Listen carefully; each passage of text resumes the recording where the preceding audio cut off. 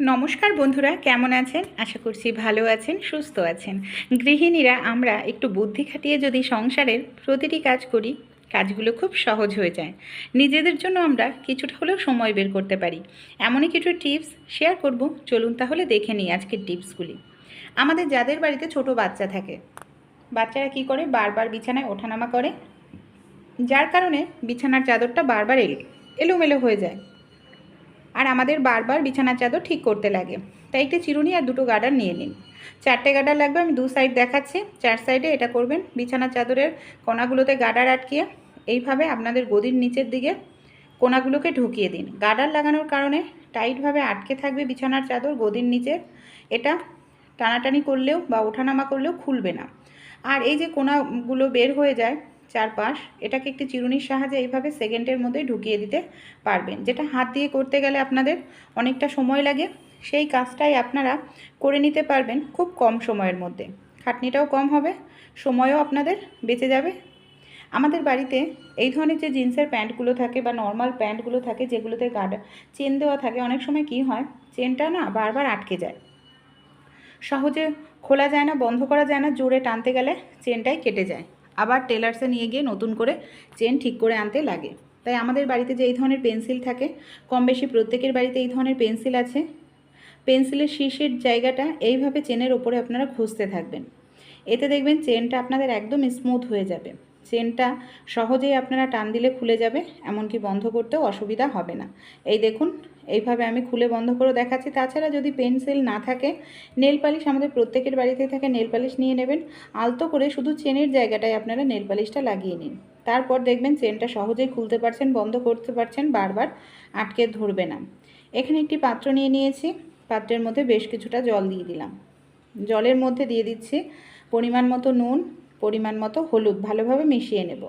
কাঁচকলার সবজি অনেক সময় রান্না করলে দেখা যায় কাঁচকলা কালো হয়ে যায়, দেখতে ভীষণ বাজে লাগে। নুন হলুদের জল তৈরি করে ভিজিয়ে রাখুন 2-3 মিনিট। 2-3 মিনিট পর আপনারা যখন কাঁচকলাটাকে তুলবেন, দেখবেন আপনাদের কাঁচকলা আর কখনোই কালো হবে না, একদম ফ্রেশ থাকবে। রান্না করলে দেখতেও ভালো লাগবে। আমরা যখন কচু জাতীয় সবজি রান্না করি বা কাটি, অনেক সময় কি হয় জানেন, আমাদের হাত চুলকাতে থাকে, না হয় হাতে কচুর রসে কালো হয়ে যায়। আর হাত কালো হয়ে গেলে দেখতে ভীষণ বাজে লাগে। তাই আপনারা কচু জাতীয় সবজি যখনই কাটবেন এই ছোট্ট টিপসটি ফলো করুন। এখানে আমি হাতের মধ্যে নিয়ে নিচ্ছি সরিষার তেল। দুটো হাতের তালুতেই খুব ভালো করে এইভাবে দেখুন সরিষার তেলটাকে আমি লাগিয়ে নেব। খুব ভালো করে লাগিয়ে নেওয়ার পর তারপর যদি আপনারা কচু কাটেন বা কচু জাতীয় সবজি ধরেন, দেখবেন কচুর রসের কারণে কখনোই হাত হাফ বাটি চিড়ে দিয়েই এখন আপনারা তৈরি করে নিতে পারবেন খুব সুন্দর চিড়ার পপকর্ন। বাচ্চারা খেতে চাইলে বাজার থেকে আর কিনে দিতে হবে না, বাচ্চাদেরকে আপনারা তৈরি করে দিতে পারবেন মাত্র 1 মিনিটের মধ্যেই চিড়া দিয়ে পপকর্ন। কিভাবে আমরা চিড়ার পপকর্ন তৈরি করব দেখে নিই। এখানে দেখুন আমি নিয়ে নিয়েছি হাফ বাটি মতো চিড়া। চিড়া দিয়েই এখন খুব সুন্দর আপনারা তৈরি করে নিতে পারবেন পাঁপড়। একদম পপকর্নের মতো হয় খেতে, দেখতেও কিন্তু দারুণ লাগে, আর খুব কম সময়ের মধ্যেই তৈরি হয়ে যায়। আপনারা সারা বছরের জন্য স্টোর করে রাখতে পারবেন। আপনারা এখানে সবার প্রথমে কতটা পরিমাণ চিড়া নিচ্ছেন সেই হিসাবে, আপনারা বানাতে চান কতটা সেই হিসাবে নিয়ে নেবেন। এখানে হাফ বাটি নিয়েছে, হাফ বাটি দিয়েই কিন্তু অনেকটাই পাঁপড় তৈরি হবে। এখানে আমি আরেকটি বাটি নিয়ে নিয়েছি, বাটির মধ্যে চিড়াটা ঢেলে নিচ্ছি। চিড়াটাকে ঢেলে নিলাম। এবার আমি কি করব, এর মধ্যে আমরা জল দিয়ে দেব, আর জল দিয়ে 2 থেকে 3 বার খুব ভালো করে চিড়াটাকে কচলে কচলে ধুয়ে নেব, যাতে চিড়ার মধ্যে যে জলটা মানে নোংরাটা আছে জলের সঙ্গে বের হয়ে যায়। ভালো করে ধুয়ে নেওয়ার পর এবার আমি এটাকে জল দিয়ে সারা রাতের জন্য ভিজিয়ে রেখে দেব। সময় যদি না থাকে গরম জল দিয়ে আপনারা 1 ঘন্টা। এখানে আমি সারা রাতের জন্য ভিজিয়ে রেখেছিলাম। এই দেখুন সারা রাত ভেজানোতে আমাদের চিড়াটা কত সুন্দর ফুলে উঠেছে। দেখতে পাচ্ছেন, আমি একটি চিড়া হাত দিয়ে দেখাচ্ছি, এই দেখুন একেবারে নরম হয়ে যাচ্ছে। এবার আমি কি করব, একটি মিক্সার জার নিয়ে নিয়েছি। এত জল দেওয়া যাবে না, কিছুটা জল ফেলে নেব। এই যে কিছুটা জল ফেলে নিলাম। এবার এই চিড়াগুলোকে মিক্সার জারে ঢেলে দিলাম। এবার আমরা এটাকে কি করব, খুব সুন্দরভাবে ফাইন পেস্ট করব, যাতে কোনো রকম দানা দানা ভাব চিড়ার মধ্যে না থাকে। এখানে দেখুন আমি খুব সুন্দর করে একদম ফাইন পেস্ট এখানে করে নিয়েছি। এই দেখুন খুব সুন্দরভাবে এখানে আমাদের পেস্ট করতে হবে। এবার একটি পাত্র নিয়ে নিয়েছি, চিড়ার পেস্টটাকে এইভাবে পাত্রের মধ্যে ঢেলে নেব, পুরোটাই ঢেলে নিতে হবে। এর মধ্যে আমি সামান্য একটু পরিমাণ জল দিয়ে দিচ্ছি, জল কিন্তু বেশি দেওয়া যাবে না। এই দেখুন আমি ভালো করে মিক্সিটা ধুয়ে এই জলটাই এখানে আমি এর সঙ্গে দিয়ে দেব হাফ বাটি পরিমাণ মতো দেখুন ময়দা। চিড়া আর ময়দাটাকে খুব ভালো করে আমাদের মিশিয়ে নিতে হবে, ফেটিয়ে নিতে হবে। এ দেখুন খুব সুন্দর করে মিশিয়ে নিয়েছি, দেখতে পাচ্ছেন এরকমভাবে ভালো করে মিশিয়ে নেবেন। ফ্লেভারের জন্য আপনারা জিরা, কালো জিরা যে কোনো একটা কিছু ব্যবহার করতে পারেন। আমি এখানে সামান্য কালো জিরে আর জিরে দিয়ে সামান্য পরিমাণ একটু নুন দিয়ে খুব সুন্দর করে এটাকে ফেটিয়ে নেব, খুব ভালো করে মিশিয়ে নেব। এরপর এখানে দেখুন গ্যাস আমি অন করে দিয়েছি। এই যে চিড়ার যে বাটিটা সেটাকে আমি গ্যাসের ওপর বসিয়ে গ্যাসের ফ্লেমটাকে একেবারে লো করে নিতে হবে, আর এটাকে খুব সুন্দর করে 1 থেকে 2 মিনিটের জন্য জাল করে নিতে হবে। বেশি জাল করার প্রয়োজন নেই, 1 থেকে 2 মিনিট জাল করলেই হবে। এখানে আপনারা আটার পরিবর্তে সাবু দানাকে মিক্সিতে পাউডার করেও কিন্তু দিতে পারেন, মানে সাবুটাকে গুঁড়ো পাউডার করে নিয়ে দিতে হবে। যখন এরকম ঘন হয়ে আসবে তখন আমরা কি করব, গ্যাসটাকে বন্ধ করে দেব। কিছু সময় আবারও কন্টিনিউ নাড়াচাড়া করব, যেহেতু পাত্রটা গরম রয়েছে, রেখে দিলে দলা বেঁধে যাবে, তাই এইভাবে একটু নাড়াচাড়া করতে হবে। যখন পুরোপুরি ঠান্ডা হয়ে যাবে এই দেখুন এরকম একটি ঘন মিশ্রণ আমাদের তৈরি হয়ে যাবে। এখানে আমি কিছুটা পরিমাণ চিলি ফ্লেক্সও দিয়ে দেব, ভুলে গেছিলাম প্রথমে দেওয়ার জন্য। তাই সবার প্রথমে দেখুন কি করছি, আমি এই ধরনের একটি তেলের প্যাকেট কেটে নিচ্ছি, একটি গ্লাস নিয়ে নিচ্ছি, এইভাবে গ্লাসের মধ্যে বসিয়ে নিয়েছি, তেলের প্যাকেটের মুখটা কেটে নিয়েছি।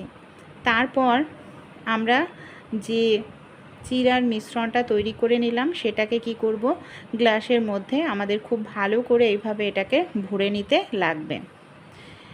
এইভাবে দেখুন খুব সুন্দর করে ভরে নিচ্ছে। যদি তেলের প্যাকেট না থাকে দুধের যে প্যাকেট হয় সেটাও আপনারা ব্যবহার করতে পারেন।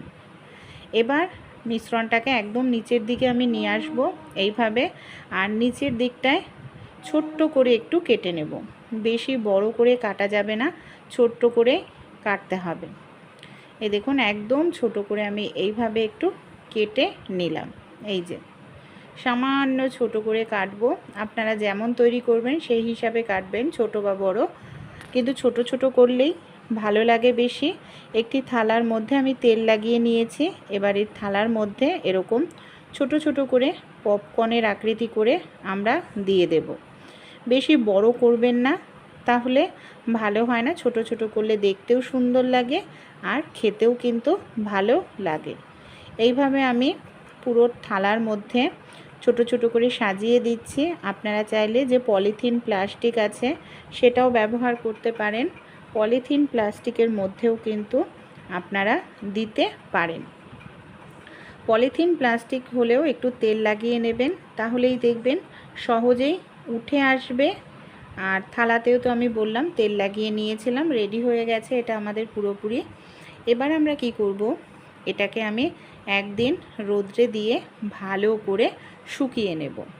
একদিন করে সারা বছর আপনারা খেতে পারবেন। ভালোভাবে যখন শুকনো হয়ে যাবে এই দেখুন কত সুন্দর তৈরি হয়েছে। প্রথমে বলেছিলাম একটু চিলি ফ্লেক্স দিয়েছিলাম আমি, পরে আপনারা প্রথমেই দিয়ে দেবেন চিলি ফ্লেক্সটা। প্রত্যেকটাই দেখুন এরকম গোল গোল হয়েছে একদম। তাহলে আমি আপনাদের ভেজেও দেখাবো। এরকম দেখে ছোট মনে হচ্ছে যে একদম ছোট ছোট, কিন্তু যখন আমরা এটাকে ভাজবো তেলে দিয়ে তখন কিন্তু এর যে সাইজটা সেটা অনেকটাই বড় হয়ে যাবে। এখানে আমি কড়াইতে তেল নিয়ে নিয়েছি, আর অবশ্যই তেলটাকে কিন্তু খুব ভালো করে আমাদের গরম করে নিতে হবে। গরম তেলের মধ্যে আমরা এটাকে দিয়ে দিচ্ছি। দেওয়ার পর দেখুন কত সুন্দর সাদা সাদা হয়ে ফুলে উঠছে পপকর্নগুলো। এইভাবেই আমি সবগুলোই ভেজে নেব। আর এটাকে আপনারা সারা বছর রেখে খেতে পারবেন, এটা কিন্তু নষ্ট হয় না। ভালো করে শুকিয়ে কোনো কৌটোর মধ্যে ভরে রেখে দিন, এটা খুব ভালো থাকে। যখনই বাচ্চারা খেতে চাইবে বাজার থেকে না কিনে বাচ্চাদেরকে এইভাবে আপনারা বাড়িতেই তৈরি করে দিতে পারবেন। দেখতেও দেখুন কতটা সুন্দর হয়েছে, একদম সাদা পপকর্নের মতো, খেতেও কিন্তু অসাধারণ লাগে। ভালো লাগলে অবশ্যই আপনারাও বাড়িতে বানিয়ে দেখবেন। কালো হবে না, এমনকি আপনাদের হাতও চুলকাবে না। আমাদের রান্নাবাড়ি করার পর কড়াই এরকম পুড়ে যায়, পুড়ে গেলে সেটা পরিষ্কার করতে আমাদের অনেকটা সময় লাগে, ঘষে ঘষে পরিষ্কার করতে লাগে। অনেক সময় আমাদের হাতে একদম সময় থাকে না। কিভাবে ঘষাঘষি ছাড়াই, মাজা ঘষা ছাড়াই এটা সেকেন্ডের মধ্যেই পরিষ্কার হয়ে যাবে, চলুন তাহলে দেখে নিই। এর জন্য দুটো কাজ করতে হবে। এখানে কি করব, আমার যে কড়াইটা পুড়ে গেছে বা যে বাসনটা আপনাদের পুড়ে যাবে, তার মধ্যে দিয়ে দিন 1 চামচ পরিমাণ মতো ডিটারজেন্ট পাউডার। যে কোনো ডিটারজেন্ট পাউডার আপনারা দিয়ে দেবেন। এর মধ্যে আমি আরেকটি জিনিস দেব, সেটা হলো 1 চামচ পরিমাণ মতো আমি দিয়ে দিচ্ছি খাবার সোডা। খাবার সোডা বা বেকিং সোডা যাকে বলে। তারপর পরিমাণ মতো জল দিয়ে দেবো, যতটা কড়াই পুড়েছে ততটা পর্যন্ত জল দিতে হবে। এবার এই কড়াইটাকে গ্যাসের ওপর আমি রাখছি, আর জলটাকে ভালো করে গরম করে নেব। যখন আমরা জলটা গরম করব, ডিটারজেন্ট পাউডার খাবার সোডা দিয়ে এইভাবে খুন্তি দিয়ে একটু নাড়াচাড়া করতে থাকবো। এইভাবে খুন্তি দিয়ে নাড়াচাড়া করলে কি হবে, পোড়াটা না আপনি উঠে যাবে। আর এইভাবে আমাদের খুব ভালো করে একটু নাড়াচাড়া করে জলটাকে গরম করে নিতে হবে। কড়াই আমাদের জলটাকে দিয়ে ফোটানোর প্রয়োজন নেই কোনো রকম, এখানে অতিরিক্ত গ্যাস খরচ হবে না। কয়েক সেকেন্ডের ব্যাপার, একটু জলটা গরম হয়ে গেলেই হয়ে যাবে। তারপর এইভাবে আমি কিছু সময় একটুখানি মানে গরম করে নিলাম জলটাকে, গ্যাসটা বন্ধ করে দেব। তারপর জলটাকে ঠান্ডা হওয়ার জন্য অপেক্ষা করতে থাকবো। যখন আমাদের জলটা পুরোপুরি ঠান্ডা হয়ে যাবে, দেখুন, তখন এই জলটাকে আমরা কি করব, একটি পাত্রের মধ্যে ঢেলে আমি ফেলে দিচ্ছি। এবার দেখুন 80% পরিষ্কার হয়েই গেছে, কোনো রকম মাজা ঘষা ছাড়াই। কিছু সামান্য পরিমাণ যে লেগে রয়েছে পোড়া, সেটাকে একটু নর্মাল স্কচব্রাইট দিয়ে কয়েক সেকেন্ডের জন্য একটু ডলে নিচ্ছি। তারপর দেখুন আমি ধুয়ে দেখাচ্ছি কতটা সুন্দর পরিষ্কার হয়েছে। আপনারা দেখেই বুঝতে পারছেন। ভালো লাগলে টিপসটি অবশ্যই আপনারাও ট্রাই করে দেখবেন। ভেন্ডির সবজি আমরা কম বেশি প্রত্যেকেই খেয়ে থাকি। অনেক সময় কী হয়, একটি একটি করে ভেন্ডি কাটতে গেলে আমাদের অনেকটা সময় লেগে যায়, অতটা সময় হয়তো আমাদের হাতে থাকে না। তাই একটি ভেন্ডি কাটার সময় আপনারা 400-500 ভেন্ডি একসঙ্গে কেটে নিতে পারবেন। কি করব, ভেন্ডির যে বোটাগুলো আছে সব বোটাগুলো আমরা একদিকে রেখে ভেন্ডিটাকে এইভাবে দেখুন হাতের মুঠোতে আমি নিয়ে নিচ্ছি। এখানে আমি কিন্তু অনেকগুলো ভেন্ডি নিয়েছি। আমাদের বাড়িতে যে গার্ডার থাকে, এই ধরনের সরু মোটা গার্ডার নিয়ে নেবেন, যে কোনো একটা আপনাদের হাতের কাছে যেটা আছে। তারপর ভেন্ডির বোটাগুলোকে দেখুন আমি একসঙ্গে রেখেছি, মানে একদিকে রেখেছি। সবার প্রথমে ভেন্ডির বোটাগুলোকে আমি এটাকে এইভাবে কেটে আলাদা করে নিচ্ছি। বোটাগুলোকে ফেলে দেব। তারপর একটি ভেন্ডি কাটার সময় দেখুন আমি এখানে কতগুলো ভেন্ডি একসঙ্গে কেটে নিতে পারছি। এইভাবে কাটলে সময় কম লাগে, কাজটি খুব দ্রুত তাড়াতাড়ি হয়ে যায়, এমনকি আমাদের খাটনিটাও কম করতে হয়। গাডারটা পেছন দিকে সরাতে থাকবো, আর এইভাবে ভেন্ডিটা আমরা কেটে নিতে থাকবো। আর এইভাবে ভেন্ডি কাটলে ভালোভাবেও কাটা হয়। আমাদের বাড়িতে যে এই ধরনের সবজিগুলো থাকে না, ধুন্দুল, ঝিঙ্গা, আমরা যখন এইভাবে খোসা ছাড়াই, খোসা ছাড়াতে গেলে খোসার মধ্যে দেখবেন বেশ কিছুটা সবজি আমাদের নষ্ট হয়ে যায়। তাই ছুরি বটি দিয়ে খোসা না ছাড়িয়ে, আমাদের বাড়িতে যে এই ধরনের জামা কাপড়ের ক্লিপের হ্যান্ডেলের দিকটা দেখবেন ধার থাকে, এই হ্যান্ডেলের দিকটা দিয়ে এইভাবে যদি আমরা ঘষে ঘষে এটার খোসাটা ছাড়াই, কারণ ঝিঙে, ধুন্দুল, চিচিঙ্গা এই জাতীয় সবজির খোসাগুলো খুব পাতলা হয়। তাই এইভাবে পাতলা কিছু দিয়ে যদি আমরা একটু ঘষে নিই, দেখবেন কত সুন্দরভাবে তাড়াতাড়ি খোসা আমরা ছাড়িয়ে নিতে পারবো। এখানে দেখুন খোসাটা ছাড়ানো হয়ে গেছে। আরও একটি নিয়েছি আমি, সেটারও খোসা আমি এইভাবে ছাড়িয়ে নিয়ে আপনাদের দেখাচ্ছি। দুটোরই খোসা দেখুন কত সুন্দরভাবে এখানে ছাড়িয়ে নিলাম। এখানে আমি নিয়ে নিয়েছি বেশ কিছুটা পেপার। আমাদের প্রত্যেকের বাড়িতে এই ধরনের পেপার বা খবরের কাগজ থাকেই। এখানে আমি খবরের কাগজের মধ্যে দিয়ে দিচ্ছি কিছুটা পরিমাণ ভিনিগার দিয়ে খুব ভালো করে এইভাবে খবরের কাগজটাকে ভিজিয়ে নেব। এবার এটাকে আমরা কোথায় কী কাজে ব্যবহার করতে পারি চলুন দেখে নিই। আমাদের ফ্রিজের মধ্যে আমরা খাবার দাবার রেখে থাকি, ফ্রিজ থেকে মাঝে মাঝে বাজে দুর্গন্ধ বেরোয়। রোজ রোজ ফ্রিজ পরিষ্কার করা কারোর পক্ষেই কিন্তু সম্ভব নয়। সেক্ষেত্রে আপনারা এইভাবে ভিনিগার মেশানো খবরের কাগজটি ফ্রিজের মধ্যে রেখে দিন। 5-6 দিন রেখে দেবেন, দেখবেন ফ্রেশ থাকবে। 5-6 দিন পর আবার চেঞ্জ করে নতুন করে ভিনিগার খবরের কাগজ দিয়ে দেবেন। উচ্ছে আমরা কম বেশি প্রত্যেকেই খাই। অনেক সময় দেখা যায় উচ্ছে খেলে অনেকেরই পেট ব্যথা করে, উচ্ছের বীজ হজম হতে চায় না। তাই যাদের এরকম সমস্যা আছে বা যাদের কিডনির সমস্যা, ডাক্তার উচ্ছের বীজ খেতে বারণ করে। একটি একটি করে উচ্ছের থেকে বীজ ফেলতে গেলে অনেকটা সময় লাগে। তো একটি একটি করে বীজ বাছার প্রয়োজন নেই। উচ্ছে কাটার পর হাতের সাহায্যে হালকা করে এইভাবে একটু কচলাতে থাকবেন উচ্ছেটাকে আলতো হাতে। দেখবেন খুব সহজে উচ্ছের যে শক্ত বীজগুলো আছে সেই বীজগুলো উচ্ছের থেকে আলাদা হয়ে যাচ্ছে। তারপর আপনারা ধীরে ধীরে উচ্ছেগুলোকে একটি পাত্রের মধ্যে তুলে রাখুন। তুলে রাখুন। এই দেখুন আমি উচ্ছেগুলোকে ধীরে ধীরে একটি পাত্রের মধ্যে তুলে রাখছি, আর উচ্ছের যে শক্ত বীজটা রয়েছে সেটা নিচে পড়ে যাচ্ছে। আর উচ্ছের বীজ থেকে কিভাবে আমরা সহজেই আলাদা করে নিতে পারলাম, একটি একটি করে আলাদা করার প্রয়োজন পড়ল না। হাতে পায়ে যখন অতিরিক্ত লোম থাকে না, আমরা অনেক সময় ভীষণ বিরক্ত বোধ করি। এমনকি লোম তোলার জন্য আমরা নানা রকম কেমিক্যালযুক্ত জিনিস ব্যবহার করি, লেজার ট্রিটমেন্ট করি পার্লারে গিয়ে, যেটা অনেকটাই টাকা খরচা হয়, থ্রেডিং করাই যেটা অনেকটাই ব্যথা লাগে। তাই ঘরোয়া উপায়ে যদি তুলি, এতে স্কিনেরও কোনো ক্ষতি হবে না। আমাদের মুখের, আপার লিপের, গালের সাইডের যে অবাঞ্ছিত লোম, অতিরিক্ত লোম হাতে পায়ে, সেগুলো খুব সহজেই উঠে যাবে এই ঘরোয়া পদ্ধতিতে। আমরা প্রত্যেকেই সবজি হিসাবে যেটাকে খেয়ে থাকি, এই ধরনের যে সবজি, ভেন্ডি বা ঢ্যাঁড়স যাই বলুন না কেন, এই মধ্যে যে বিজল পদার্থটা আছে সেটা আমাদের শরীরের যে কোনো জায়গায় প্রাকৃতিকভাবে অবাঞ্ছিত লোম তুলতে সাহায্য করে। এর জন্য কোনো রকম কেমিক্যালযুক্ত জিনিস আপনাদের ব্যবহার করতে হবে না। এখানে আমি একটি গ্রেটার নিয়েছি। গ্রেটারের সাহায্যে সবার প্রথমে এইভাবে ভেন্ডিটাকে গ্রেট করে নিচ্ছি। আমাদের এইভাবে ভেন্ডিটাকে গ্রেট করে নিতে হবে। 3টে ভেন্ডি নিয়েছি আমি। এইভাবে গ্রেট করে নিলে ভেন্ডির মধ্যে থাকা বিজল পদার্থটা খুব ভালোভাবে বের হয়। এখানে দেখুন গ্রেট করা হয়ে গেছে। এবার একটি পাত্রর মধ্যে গ্রেট করে নেওয়া ভেন্ডিটাকে আমি নিয়ে নিলাম। এর মধ্যে আমি দিয়ে দিচ্ছি চিনি। মোটা দানার যে চিনি হয় সেই চিনি আমি দিয়ে দিলাম। চিনি কিন্তু আমাদের অবাঞ্ছিত লোম তুলতে ভীষণ সাহায্য করে, তাই চিনি অবশ্যই ব্যবহার করবেন। এরপর আরেকটি জিনিস যেটা নেব আমরা অবশ্যই, এখানে নিয়ে নিয়েছি ফিটকিরি। ফিটকিরি আমাদের স্কিনের জন্য ভীষণ ভালো। ব্রণর সমস্যা দূর করে, ত্বক কালো হতে দেয় না। যেখানে অনেক সময় লোম তুলি দেখা যায় লোম তো উঠে যায় কিন্তু জায়গাটা কালো হয়ে যায়, তাহলে দেখতে ভীষণ বাজে লাগে। তাই অবশ্যই ফিটকিরি ব্যবহার করবেন। দুভাবে ব্যবহার করব ফিটকিরি। ভালো করে গুঁড়ো করে নিয়েছি। ফিটকিরির কিছুটা পাউডার দিয়ে দিলাম, বাকিটা রেখে দিচ্ছি, পরে ব্যবহার করে দেখাবো। এবার কি করছি, সব উপকরণ ভালো করে মিশিয়ে নেওয়ার পর সামান্য পরিমাণে একটু জল দিয়ে দিলাম।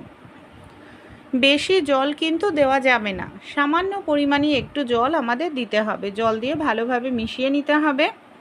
তারপর এটাকে 2 থেকে 3 মিনিটের জন্য খুব ভালো করে ফুটিয়ে নিতে হবে, যাতে ভেন্ডির বিজল পদার্থটা ভালোভাবে বের হয়। চিনি ফিটকিরিটা খুব ভালোভাবে গলে যায়, একটা আঠালো চিটচিটে পদার্থ তৈরি হয়। এই দেখুন একদম আঠালো একটা জেলির মতো মিশ্রণ তৈরি হয়েছে। এটাকে এবার আমরা কিভাবে ব্যবহার করব। এখানে আমি ছাঁকনি নিয়ে নিয়েছি। চা ছাঁকনির সাহায্যে এটাকে সবার প্রথমে আমি ছেঁকে নিচ্ছি। এইভাবেই আপনারা চা ছাঁকনির সাহায্যে সবার প্রথমে ভালো করে এটাকে ছেঁকে নিন। এই যে দেখুন একদম জেলির মতো একটা মিশ্রণ তৈরি হয়ে গেল। এর মধ্যে আমি দিয়ে দিচ্ছি বেশ কিছুটা পরিমাণ টুথপেস্ট। কোলগেট ব্যবহার করছি আমি, আপনারা যে কোনো সাদা কালারের টুথপেস্ট নিতে পারেন। কিছুটা পরিমাণ আটা দিয়ে দিলাম। আটা আমাদের লোমকূপ থেকে লোমটাকে টেনে তুলতে সাহায্য করবে। আটা দিয়েও খুব ভালো করে এটাকে এইভাবে আমরা মিশিয়ে নেব। এই দেখুন খুব সুন্দর করে এটাকে ফেটিয়ে নিতে হবে। একদম ক্রিমের মতো একটি মিশ্রণ তৈরি হয়ে যাবে। দেখুন পুরো ক্রিমের মতো, কোনো রকম দলা দলা ভাব কিন্তু নেই। আর এরকমভাবে মিশ্রণটা তৈরি করতে হবে যাতে কোনো দলা না থাকে। বাকি যে ফিটকিরির গুঁড়োটা রেখেছিলাম, একটি পাত্র নিয়ে নিচ্ছি। পাত্রের মধ্যে সেই ফিটকিরির গুঁড়োটা ঢেলে সামান্য পরিমাণ একটু জল দিয়ে কিছু সময়ের জন্য রেখে দিলে, মানে 1 মিনিট রেখে দিলেই দেখবেন ফিটকিরিটা ভালোভাবে জলের সঙ্গে মিশে যাবে। এবার আমরা কিভাবে ব্যবহার করব চলুন তাহলে দেখে নিই। আমাদের অনেকেরই দেখা যায় ঠোঁটের ওপরে লোম থাকে, দাড়ির মতো মনে হয়, গোপের মতো দেখতে লাগে, ভীষণ বাজে লাগে। রেজার দিয়ে তুললে খুব তাড়াতাড়ি লোম ওঠা, লোমগুলো শক্ত হয়ে যায়। তাই আপনারা এই ঘরোয়া রেমেডিটি ট্রাই করুন। এতে আপনাদের দেখবেন লোম সহজে উঠবে না, ধীরে ধীরে লোম আসা বন্ধ হয়ে যাবে। সেই সঙ্গে আপনাদের ত্বক কালো হবে না, এমনকি লোম শক্ত হয়েও উঠবে না। খুব ভালো করে এটাকে এইভাবে আপনারা লাগিয়ে নিন আপনারা মুখে। তারপর কিছু সময় রেখে দেবেন শুকানোর জন্য। পরে একটি চামচ বা তুলো নিয়ে উল্টো দিক দিয়ে এইভাবে টেনে পরিষ্কার করতে হবে। ছোট ছোট যে লোমগুলো থাকে দেখবেন খুব সহজেই সেই লোমগুলো কিন্তু উঠে আসে। এই দেখুন ছোট্ট ছোট্ট লোম ছিল, দেখতে পাচ্ছেন উঠে এসছে। এইভাবে আপনারাও ঘরোয়া উপায়ে এটাকে তুলে পরিষ্কার করতে পারবেন লোমটাকে। তারপর আমরা যে ফিটকেরির জলটা রেডি করে নিয়েছিলাম সেই জলটা দিয়ে একটুখানি এইভাবে মালিশ করতে থাকবো, মাসাজ করব। এতে ত্বকে কি হবে, লোমকূপের যে গোটা হয় ছোট ছোট সেই গোটা হবে না, ব্রণ হবে না, ত্বকটা কালো হবে না। এই দেখুন আমি কিছু সময় রেখে ধুয়ে দেখাচ্ছি। কিংবা আমাদের যাদের হাতে পায়ে প্রচুর পরিমাণে লোম থাকে, কোনো রকম হয়তো ড্রেস পরি, ড্রেসের সঙ্গে লোম থাকলে অতিরিক্ত মানায় না, তখন আমরা কি করব, সবার প্রথমে যেহেতু হাতে পায়ে লোমগুলো দেখবেন একটু মোটা হয় আর বড় বড় হয়, তাই এইভাবে আগে সবার প্রথমে একটু তুলোর সাহায্যে ফিটকিরিটা যেখানে লোম তুলবেন সেই জায়গায় ফিটকিরিটাকে লাগিয়ে কিছু সময় রেখে দিলেই দেখবেন শুকিয়ে যাবে। তারপর আমরা যে মিশ্রণটা তৈরি করেছি সেই মিশ্রণটা সেই জায়গায় দিয়ে খুব ভালো করে দেখুন এইভাবে লাগিয়ে কিছু সময়ের জন্য রেখে দিতে হবে। আমি এখানে 20 মিনিট পর্যন্ত রাখবো, যেহেতু লোমগুলো অনেকটাই বড় বড়। এবার দেখুন অনেকটাই ড্রাই হয়েছে, পুরোপুরি কিন্তু ড্রাই হবে না। আমি 20 মিনিট পর উল্টো দিক থেকে টানতে হবে। এই দেখুন এইভাবে উল্টো দিক থেকে টানলেই ছোট ছোট যে লোমগুলো থাকে সেই লোমগুলো খুব সহজেই কিন্তু উঠে আসে। দেখতে পাচ্ছেন ছোট ছোট কত লোম ছিল, সহজেই উঠে এসছে। এবার আমি একটি ভেজা কাপড় দিয়ে আপনাদের মুছেও দেখাচ্ছি যে কতটা সুন্দর জায়গাটা পরিষ্কার হয়েছে। আপনারাও কিন্তু এই ঘরোয়া রেমেডিটি একবার হলেও ট্রাই করবেন, দেখবেন কোনো রকম ত্বক কালো হবে না, ব্রণ হবে না, আর আপনার ত্বকের অতিরিক্ত লোম খুব সহজেই উঠে আসবে। কেমন লাগলো কমেন্টে জানাবেন।